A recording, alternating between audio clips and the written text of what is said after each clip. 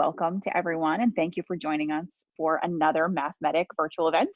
I have lost count of how many we've done over the last 6 months, but I'm still enjoying them. So I really hope that you are too, and I appreciate that you've joined us again this morning.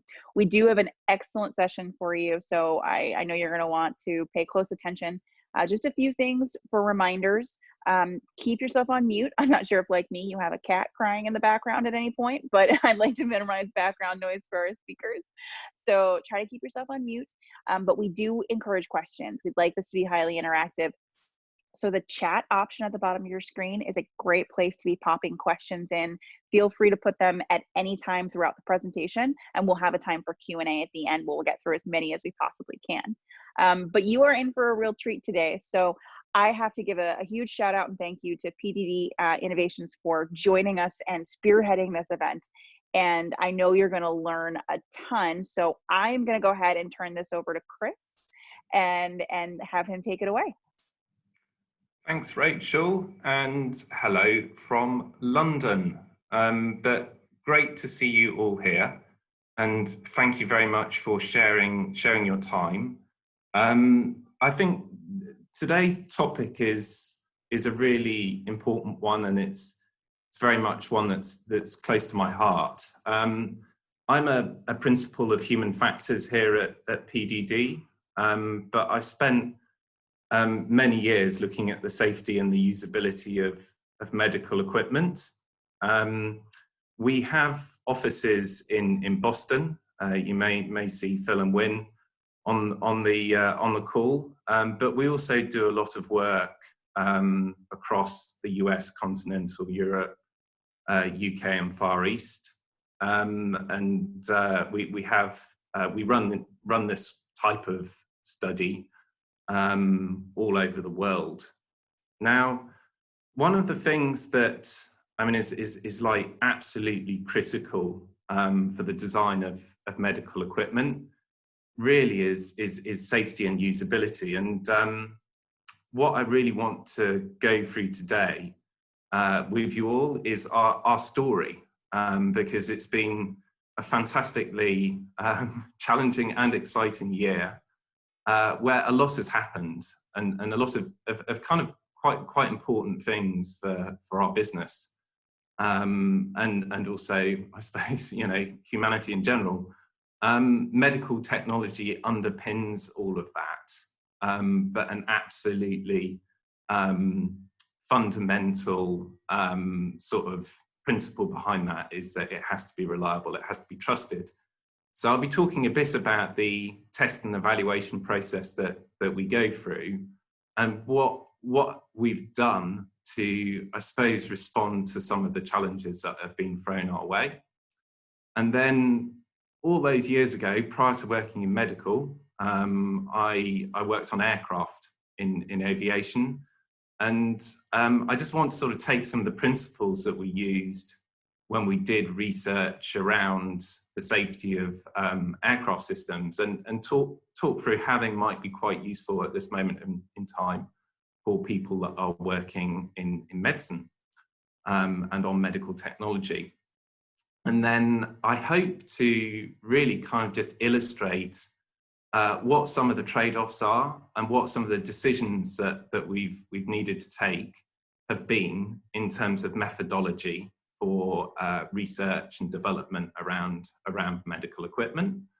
And then I will sort of throw it to the floor and kind of benefit from the wisdom that is out there, because I think that the bottom line to the situation that we find ourselves into is that there is no immediate answer, because it's all quick and new and unprecedented. So rewinding back to the beginning of the year, I think like everyone, we found ourselves in a very interesting situation of not being able to travel, and we do an awful lot in the way of face-to-face contact to gather usability requirements, research, test data that underpins the product development process for medical devices and or medical software.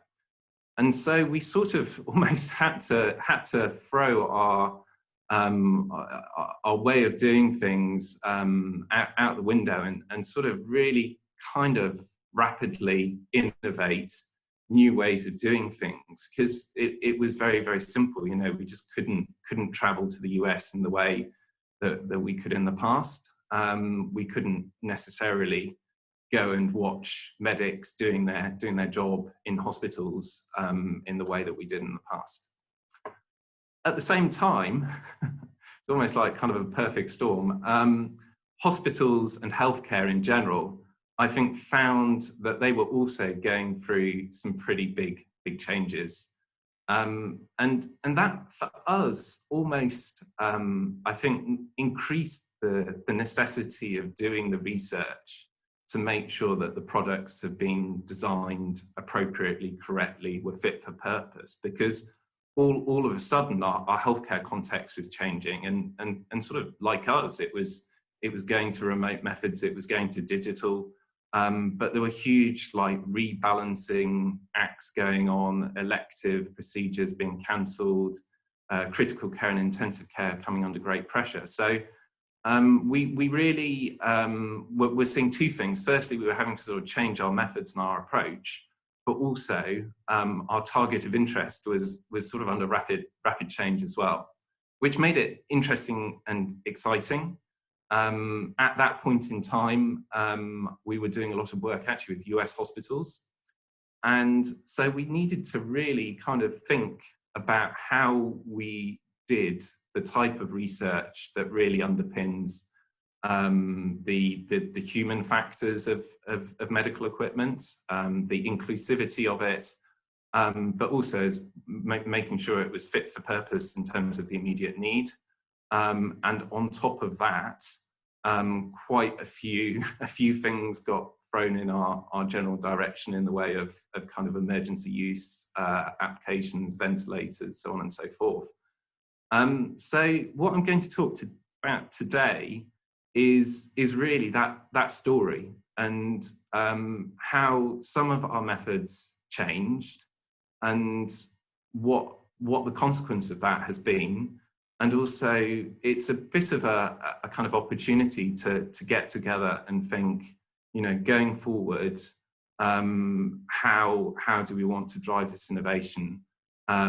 Is remote the way forward? So I don't answer that question, but do give a framework for considering it. So thinking about how healthcare has changed, when in the past we have done an awful lot of research and development around, for example, dialysis machines, infusion pump platforms, catheter devices, we've been looking at handling and ergonomics and fit with the workflow, you know, making sure things are fostering efficiency within the system, as well as delivering new innovations, anything through from point of care test kits through to surgical tools. What we've been really seeing over the past 5 to 10 years is this kind of digitization of the landscape. And so it's not really been a new problem for us, in that we have been increasingly looking at the evaluation of digital and software systems, as well as medical kit. But it kind of means that our criteria, the things that we're using as metrics during that process, have changed. So whereas we were kind of thinking, you know, we've got to really make sure that people don't put the wrong number into an infusion pump. Now we might be also thinking about, for example, the cyber security of that infusion pump. And this means that I guess our kind of pretty weighty tome of requirements has got even more thick. And also it's meant that we've had to think quite carefully about the sorts of questions that we've been asking. So for example, for an artificial intelligence system, some form of like decision support system for clinicians, how do we know that they don't have some form of like misplaced trust in the system? How can that system communicate the way it's working? Whereas maybe in the past, similar problems were coming up, but maybe not so all-encompassing. So this is part of the picture. And then at the same time, which is a great thing, as sort of health has become digital, it has widened our network of stakeholders. So it brought together some of the educational communities, the academic communities, industrialists, as well as government departments, charities, startups, and small to medium-sized enterprises. And I think particularly exciting in this space is some of the disruptors out there, you know, the people that have these fantastic ideas and really develop something that can then be put onto the market really quite quickly, because the landscape has become a bit more of a level playing field. And that is one of the big benefits of digital and remote, that our market is now pretty much global, and our ability to pull in inspiration and innovation is also global and can come from almost any direction.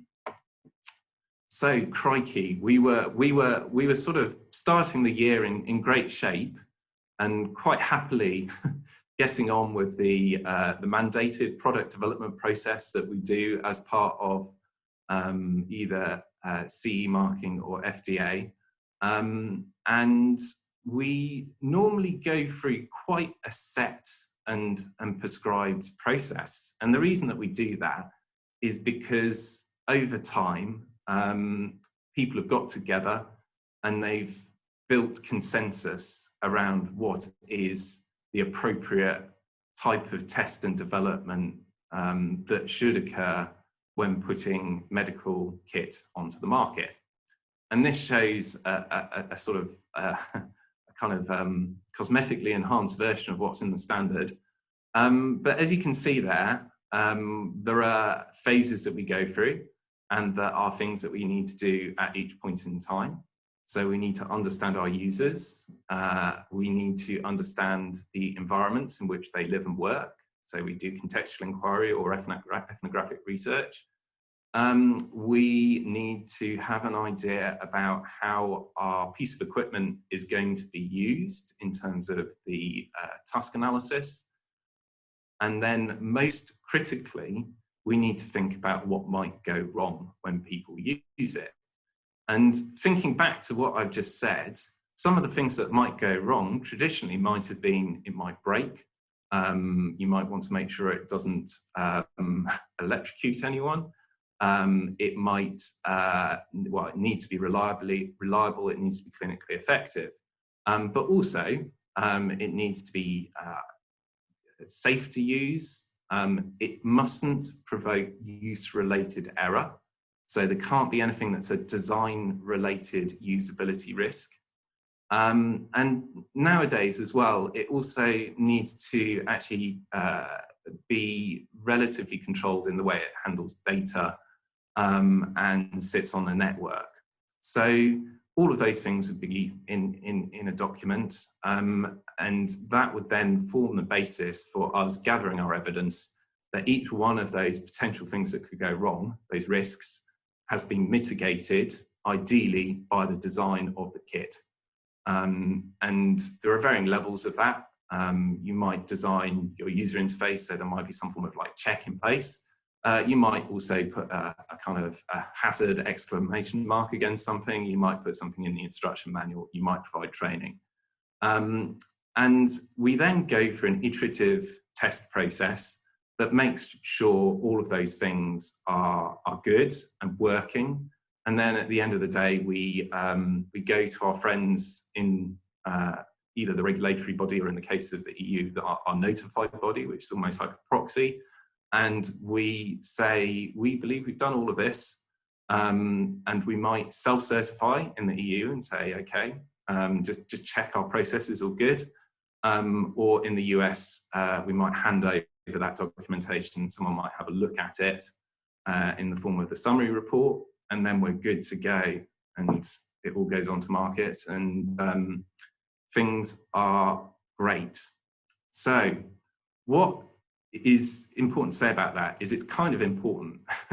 we can't have a situation where medical kit can't get onto the market and new ideas can't get through that system, especially not at the moment. But also we can't have a situation where we're sort of compromising on that, or skipping bits, or not doing things when we previously would have. And one of the things that we found is that our formative and our summative studies, that bit where you're collecting that bit of data that shows that your device is safe and that those mitigations are working, became really quite difficult to do. And the other thing that became really difficult to do was actually going into some of the hospitals to understand how people are doing their jobs, and also post-COVID, perhaps some of the increasing pressure that they might be under. So we like a challenge. So we scratched our head a bit and went to work at home and spent many long nights thinking, what are we going to do about this? Because it's not the easiest of situations, and we don't really want to put any extra burden on the health service or put any of our staff at risk, but we kind of got to keep testing this kit. So we came up with remote usability studies. And normally what we would do is we would go and we would take our equipment under development, we would take it to some form of facility, which might be a market research facility, or it might be a real facility. And an individual like myself would pitch up and go through a prescribed and a carefully controlled evaluation process where we test almost everything other than perhaps the clinical side of the equipment. So if we were testing an infusion pump, we would just administer saline into an injection pad or a dummy. We wouldn't actually deliver any drugs. So that's how it used to work, and still can. But this whole thing about pulling people into facilities and also having several people in close proximity got a wee bit tricky, definitely for a period of time. So right at the beginning of things, what we did was we went over to remote studies in the form of someone sort of doing more or less the same thing, but over a conference call, over a video link, as we are working now. And the rest of this talk really is going to be about the kind of the pros and cons of doing that and the different variants of it. In its simplest form, you might be really lucky, you might be testing software or an instruction manual, you might really just be able to do it completely over a video link. And it's been great in some ways because our team can be international and we can scale it, so we can have, whereas previously we would have maybe up to about 8 people in that facility watching behind one-way glass or a video camera. We can now have as many as we want, which offers some benefit. Problem is, with all of that medical equipment is sort of inherently tangible and often involves people, for example, loading a syringe into something or putting in a value, configuring it, so on and so forth. So we weren't deterred by this, but it did raise a fair few problems, which I'll go through towards the end of the talk, which is that there is a sort of a hybrid approach whereby we can kind of keep the whole doing things remotely side of things, but we actually send them a kit. So I don't know if you have Deliveroo in the US or various ways of getting food to your home at a moment's notice. You can do the same thing with usability studies. You can package stuff up, you can send it to your participant. There are some sort of downsides and some controls that you need to look out for, but effectively, in principle, you can test some things that are tangible also over a video link. So that's the next one on here. So you can actually do the remote study and you can maybe send a bit of kit or proxy of the kit. And then What we have also been doing is sort of thinking, well, actually, this is one of those pieces of technology that involves a bit of software or an app, but it also involves an infusion pump. So you can do both. You can get them to use a simulator on their computer that might be addressing aspects of the user interface. And then you can also send them a kit and look at, for example, the force you might need to operate a clamp, or the process of assembling or connecting different items. So that's been good, and we spent a fair few days reverse engineering existing pieces of equipment so that they can be simulated. But the helpful thing is that often a manufacturer will be developing a simulator for training anyway, so we've been able to use some of that. Now, you've probably guessed the problem with all of this, which is that if we're sending bits of kit to participants and we're wanting to test safety-related things, chances are there might be something that's potentially hazardous involved. That's why we're doing the testing. So we don't feel that comfortable letting people loose on things that might cause harm without some form of like supervision or moderator in the room.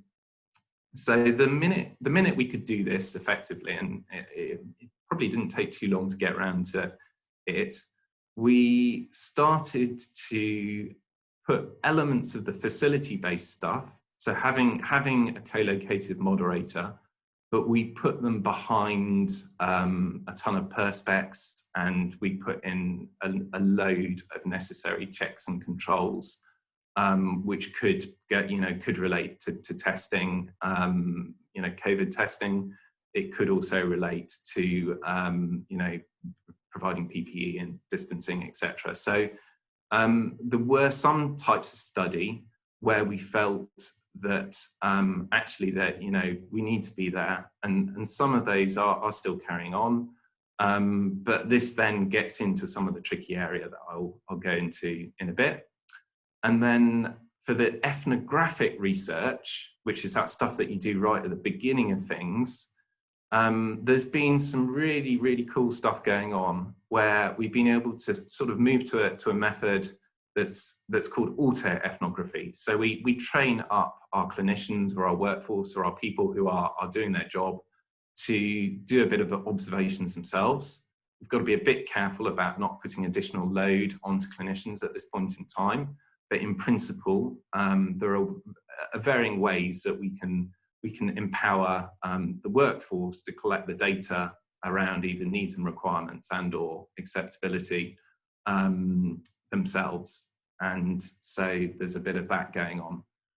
And then we can get into some quite interesting territory. So we might actually even be able to sort of send the types of kit that we're sending to people that might be testing out home use devices into hospital, but we need to be really, really careful that people don't confuse that with their existing equipment. We might be able to get them to take pictures of certain parts of the procedure. We might also be able to look at the way that they're being trained, their training materials, and so on and so forth. And we can do some really, really cool stuff with tagging and tracking. So one of the things that a lot of the hospitals here have been doing is they've been looking at really updating and optimizing their process as much as possible to manage their capacity. So people, objects, and things have all been tagged, and they can use this to make sure that people are in the right parts of the hospital and not in the wrong parts of the hospital. But you can also track an infusion pump as it moves around the place, and you can understand a bit about how often it's going to be used, where it's going to be used. And following on from that, on top of all of the tagging and tracking, we can use the fact that increasingly the medical equipment is connected to build in analytics. So one of my old colleagues, Harold Thimbleby, used to describe this as almost like a button on the device that people press and say, oh, something interesting has happened here, maybe something's gone wrong. and it can kind of capture the context where it is situated to allow a developer or a manufacturer to understand where perhaps some of the pain points may be, or where the unmet needs. And so it's not now uncommon for some of that user research to almost be built into the product itself, and for people to kind of look at all of the data that's coming out of the hospital as a sort of a substitute or a proxy of people going in there to understand it. That said, I'm pretty old school, so I think there will always be that need to go in and understand and exist, and almost walk a mile in the shoes of some of the medics at the moment. So those were the things that we thought about. I'm sure there are many other things that can be done to balance the need to kind of do research, but at the same time distance oneself and not put additional burden. But all the way through, we've sort of been doing a bit of a sanity check to make sure that people still kind of need to do this, which they do, but also that what we're doing fits within the regulatory framework, because the bottom line is that's what people are following.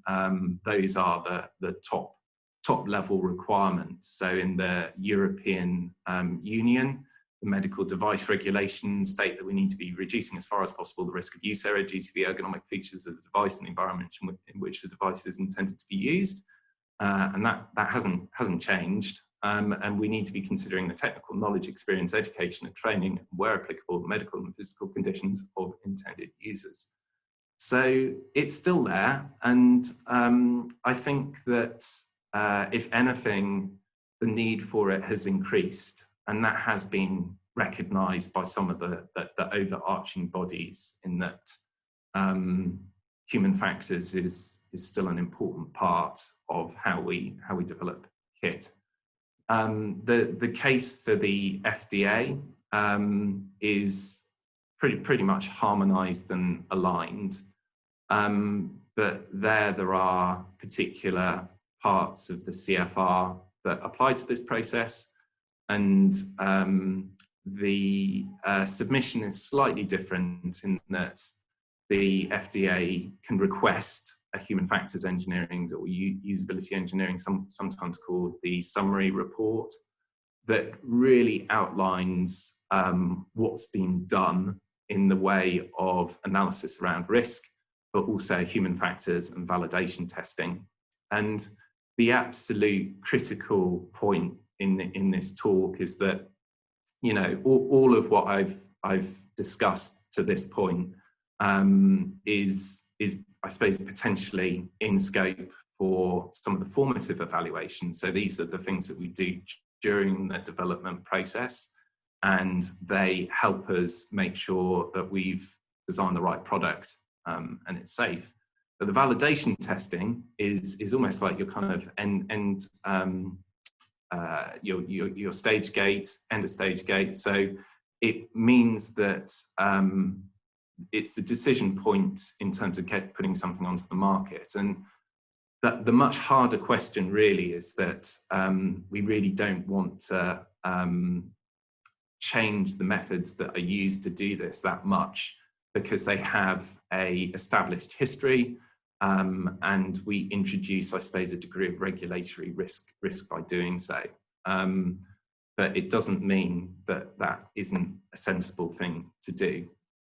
So just building in a bit more detail, what all of this does is it sort of links in with different parts of the design and development process, and like multidisciplinary design is a big thing.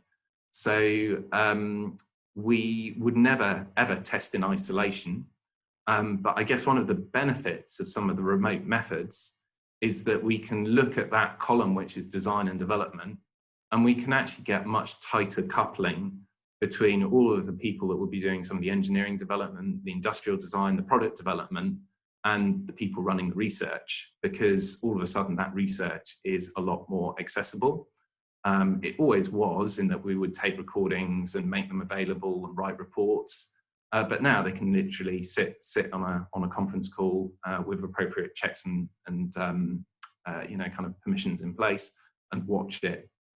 And the other thing that's happened a bit as a result of all of this is we can now iterate pretty quickly. So we can do things rapidly, and we can loop our formatives probably faster, and we can maybe do more of them, which also has benefits for this track, which we don't need to design a perfect solution first go. We don't need to only do 2 or 3 different test phases. So this is good. And the other thing is that, I suppose, for our risk management, it's also helpful. Potentially the people that are writing this and in charge of it can also be quite closely integrated within the test and evaluation process. So this slide really just goes into how many different activities can sort of inform product development in general. And just really highlights the importance of that multidisciplinarity, and just shows that some of our testing impacts on sort of further stages of the process. And having navigated this for example, combination products and auto-injectors, you need to think really, really carefully about the sequencing of the activities. So sometimes with the test and evaluation process, you find a situation where failure is not really an option.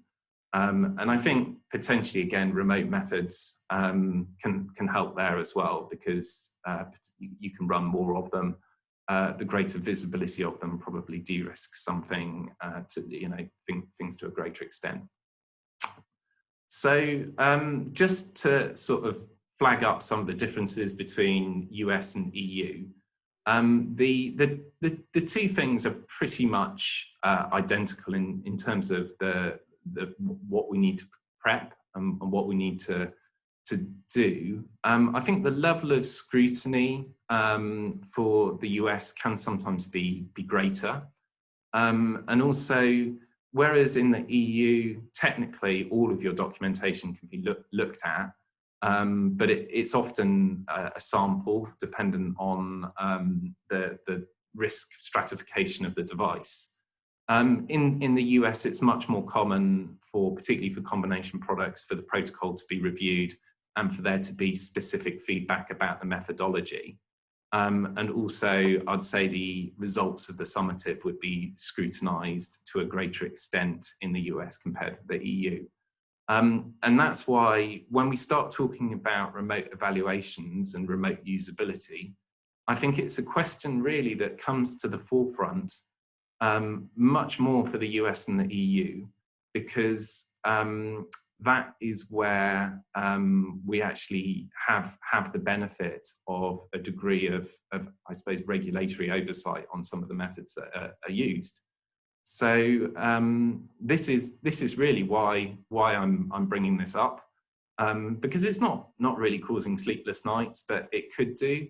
And we all want to get the right thing together. Especially for a company that's seeking FDA approval. It's a long old process. So if people are going to put their weight behind doing things remotely, then that would be a great thing. But what I'm going to suggest we do is we sort of think about a meta level.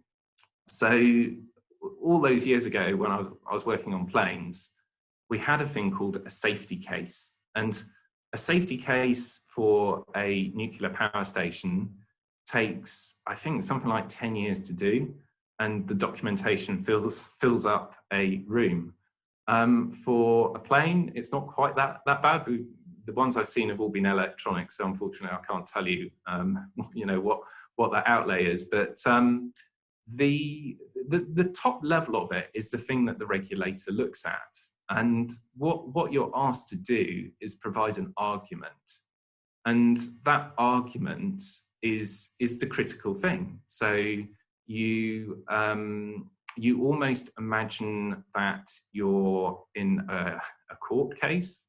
You take a sort of legalistic view, and you weigh up, the different pros and cons of some of the methods that you may have used. And there are some top-level principles that can apply to any test and evaluation activity. So, for example, coverage is the extent to which you've actually met that top-level claim using the evidence that you've done. So, if you miss out a patient group, your coverage isn't going to be that good. Is the evidence relevant? So, if you tested with the wrong patient group, or if you collected the wrong type of evidence, or if you didn't collect enough of it, then perhaps that case could be limited. Is there any error or bugginess within that evidence? So is it trustworthy? And this is like good scientific conduct, really. Replicability, triangulation, reinforcement. So to take the legal term, corroboration, but the extent to which you have multiple lines of evidence that back each other up, and then also the independence of that evidence. So there's no point having multiple lines of evidence if one kind of impacts on the other, or that there's some form of crossover between the two. And then the most critical thing, in my opinion, is this final one, which is user-defined importance, which is a complicated way of saying, is the regulator okay with this? So is there some form of guidance or backing out there for doing things this way, which, often for human factors work and for medical is what we're after, because then we have that level playing field. So unfortunately, I can't sort of talk to that final point in terms of remote usability, but what I can do is sort of look at the different ways of doing things. So what we were doing in the past in terms of taking kit to a facility, doing an equivalent thing remotely, and then perhaps in extremis doing the same thing but with a real world element, and just ask, although the answer is always it depends, but if you take those different principles, how do the different methods stack up against each other? And it's a kind of a mixed picture, and this is very first cut. But I think ultimately we would love to test everything in the real world, but at the moment practicalities and also just the issues around exposing equipment under test to users, to patients and users outside of a controlled setting, can sometimes limit that. So that's great from a sort of data perspective, but maybe right, these two things are where we're at, and there's maybe not so much to tease apart between doing things remotely and doing things in a facility. And going forward, we might think about, do we want to take benefit from the greater flexibility and efficiency that remote gives us?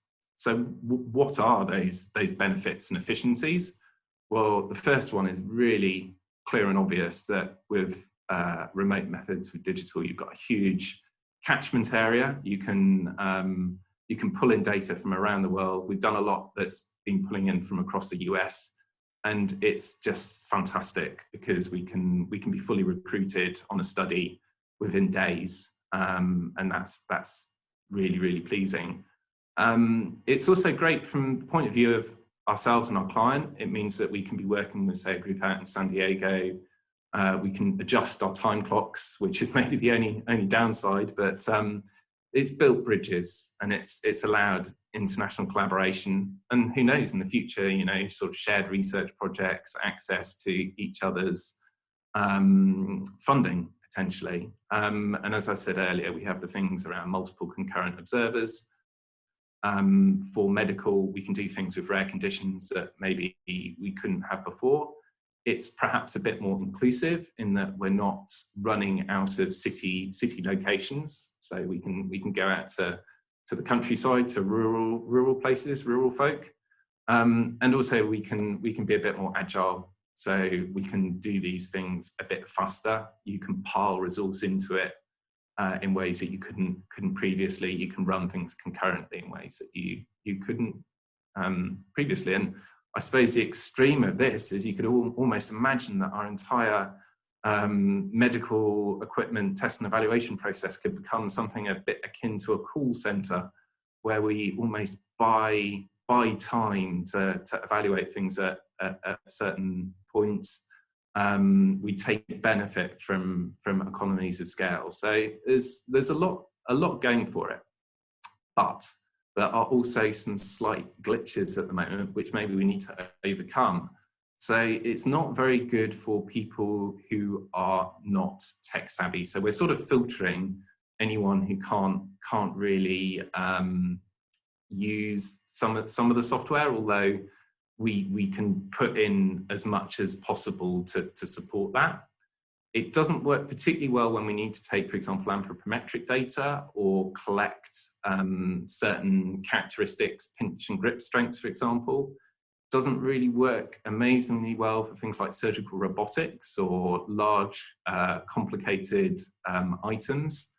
As I said earlier, we might have some concerns about sending anything that might contain a needle out to people. A lot of the time in our development process, we don't really want to allow uncontrolled access to kit under development. So we've got kind of control and confidentiality.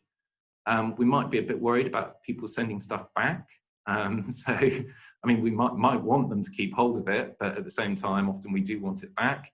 And so, you know, there are some sort of big things there. And also, maybe doesn't substitute for kind of being there face to face, watching someone and picking up on all of their kind of non-verbal cues and their subtleties, which trained moderators are designed to do.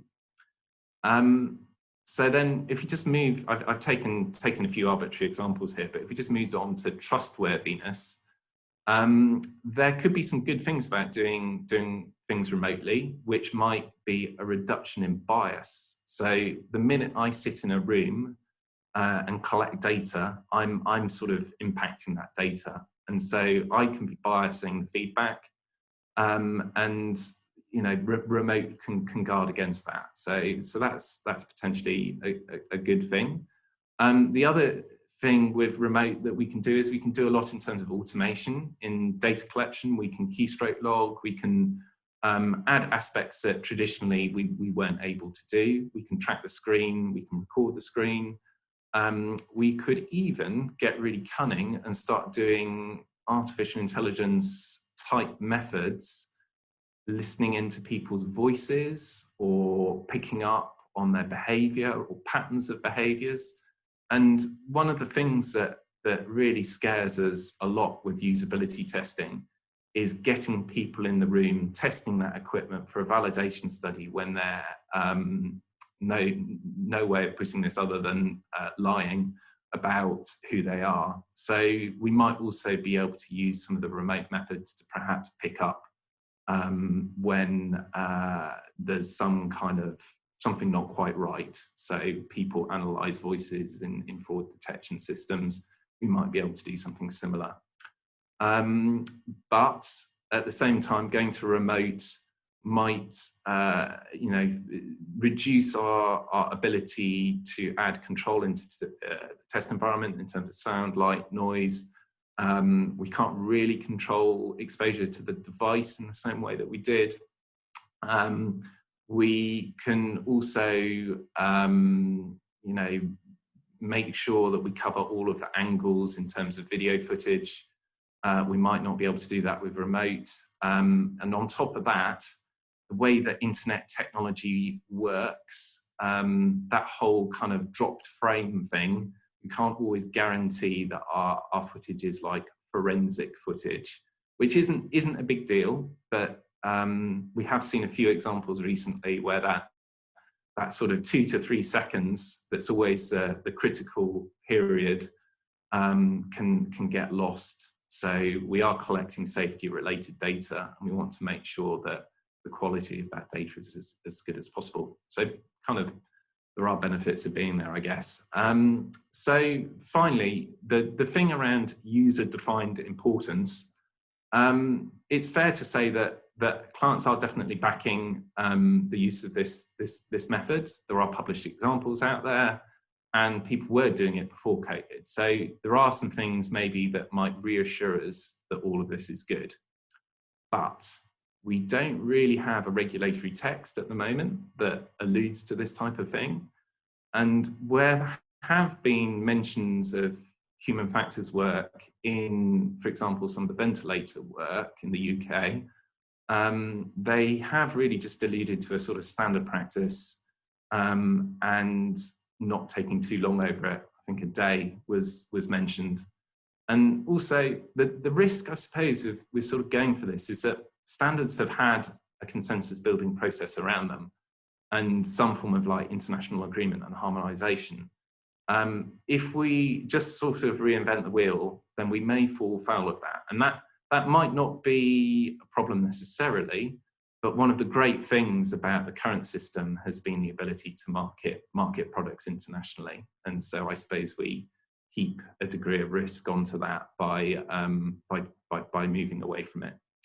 So these are summary slides, pros and cons. The length of the list is not really that important. It's just showing that there are kind of, you know, good things and bad things, and we need to weigh those up.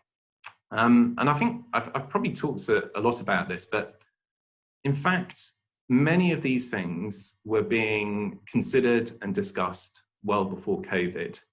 So the year before this one, last year, we actually got together with safety specialists across a load of industries and thought about, you know, what are the challenges for work in this domain?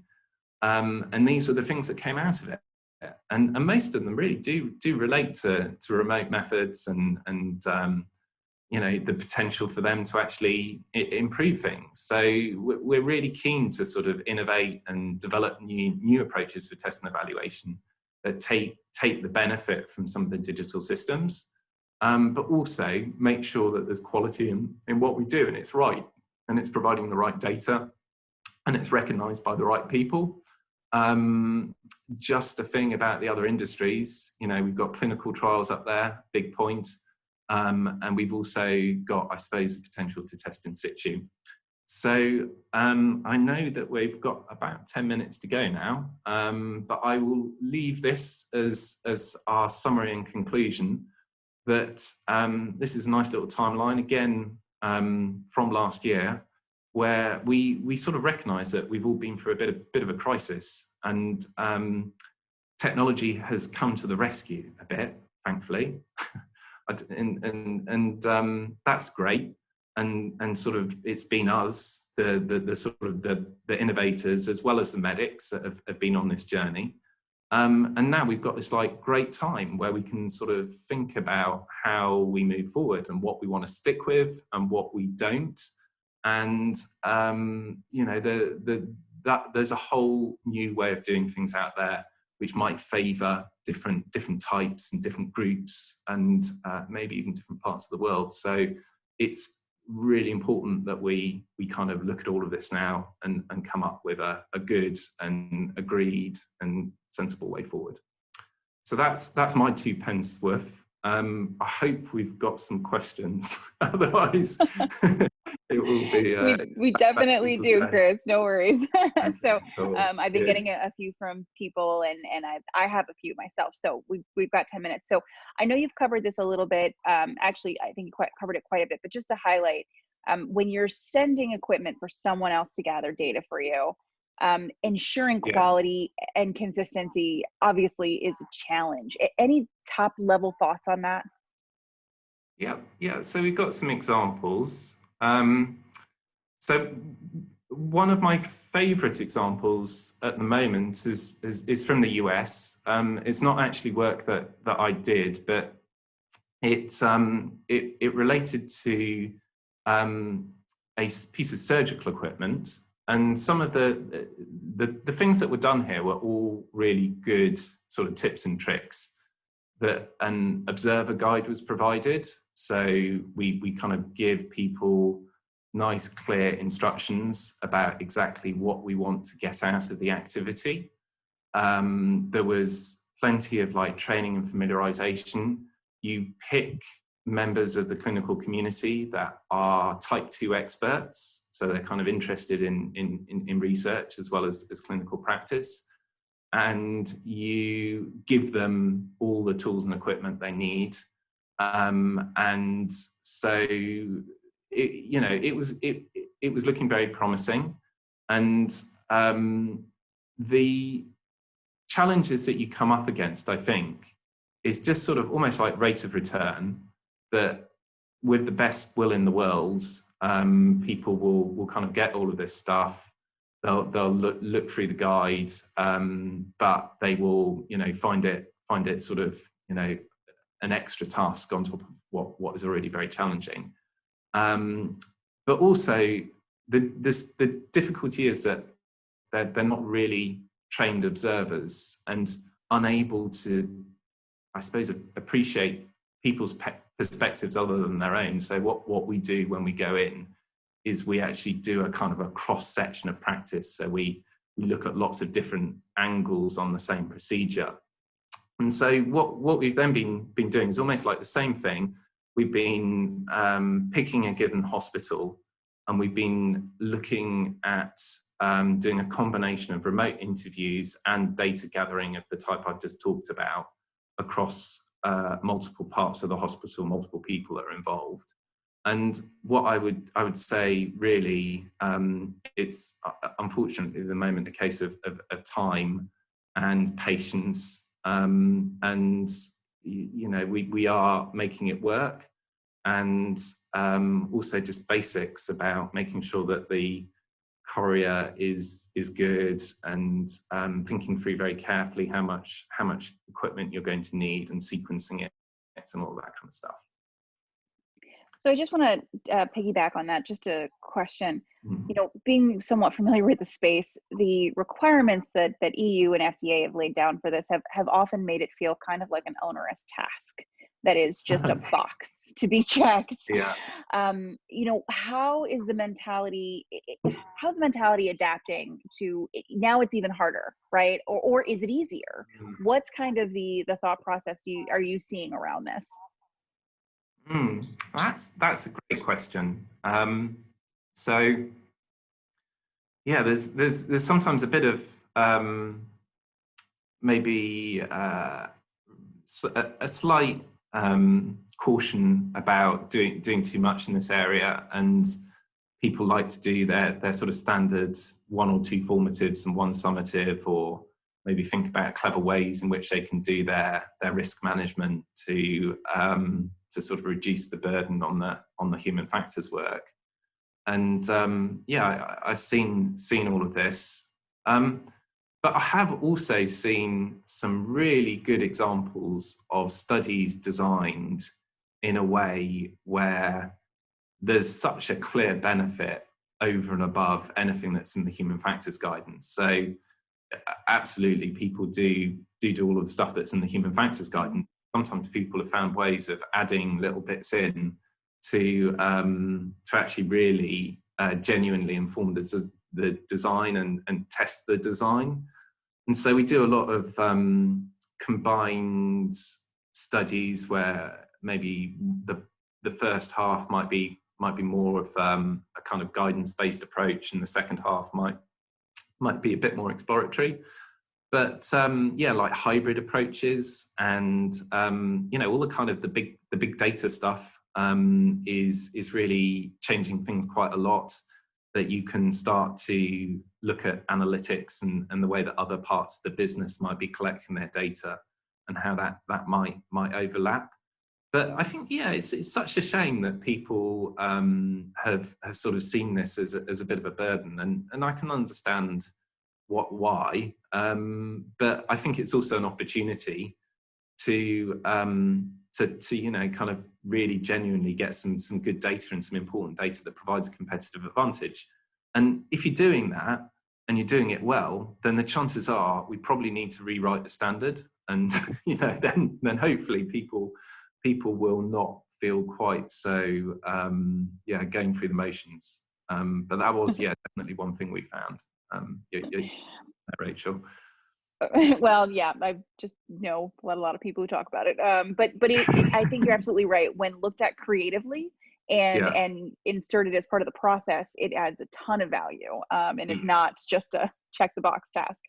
Okay, so we've got a couple of questions to work through really quickly. Quick one for non-human factors folks. Can you explain the difference really quickly between formative and summative? Absolutely. Formative is like in education, you're doing sort of tests that are informing people's character or changing the design of the device. Summative is like your, in the UK, your A levels or you know, your high school examinations that are much more about like a kind of checklist approach, driving test type thing, where you're just showing that people meet a certain criteria, or the product meets a certain criteria. Cool. Could you elaborate a tiny bit more on the autoethnographic approach you mentioned? Yeah, so autoethnography. So ethnography is like an anthropological technique where you would go and, for example, be amongst a tribe or a group of surgeons, and you would understand all sorts of aspects of the sociology, I guess, and the structure of that system. Autoethnography is where there might be a bit of a risk in terms of going into that context, and so you think it's a bit better to get the people in the tribe to to collect the data themselves. Awesome. Okay, so last question. I know we've got 3 minutes. As you know, there are a lot of tools that are available to evaluate medical devices, and medical solutions are now leveraging remote. What are validation strategies to test Crap, I lost the services? speaker. Oh, Scott, I'm gonna mute you real quick. I'm sorry about that. What are the validation strategies to test remote services themselves? So to test, so that's, yeah, this gets quite philosophical. So you get into a point where if you are using a remote service to, for example, configure a piece of medical equipment, how do you test that remote service? And I suppose that the risk has been in the past that we haven't tested that remote service. And so it's almost like a mitigation of a mitigation. So are we, you know, how far down this rabbit hole do we need to go? Do we then need to test the thing that tests the you know? But I think we've done a lot on apps, and we try and adopt a very similar approach to the devices. But you know, so we would get people to perform all of the critical tasks, anything that would be safety related. We could do that remotely, assuming that we'll be happy that we could collect data of sufficient quality. And yeah, there are some tricky things there as well. So as you know, you might also be looking at, for example, the call center staff that provide help and support. Does all of that need testing? So really all of this depends on how you do your risk analysis. But the bottom line is, if there's a line in the risk analysis that is related to a given type of task, user and environment, then you need to test it. And remote methods might work quite well for some of those things. So it would just really be a case of setting up, I guess, a conference call type system, screen sharing, and watching people perform certain tasks. Great. I actually think we got through every single question, which is fantastic. So So cool. we're right up on time. Chris, thank you so much for sharing with us. I think this is an obviously evolving situation and perspective on Yeah, things. So, would love to kind of do an update webinar maybe in a few months to say, sure, okay, what's sure, changing? How are things, going sure. differently, and how's Yeah, this working, right? And our yeah, products getting, approvals with this yeah. method, and how is this all going to work? Um, That, but that's the again, bottom line. Yeah. yeah, thank you. Thank you, Chris. Thanks to PDD. And thank you for everyone for joining us. I really do appreciate it, and hope to see you again at another webinar very soon. All right. Thank you. Bye.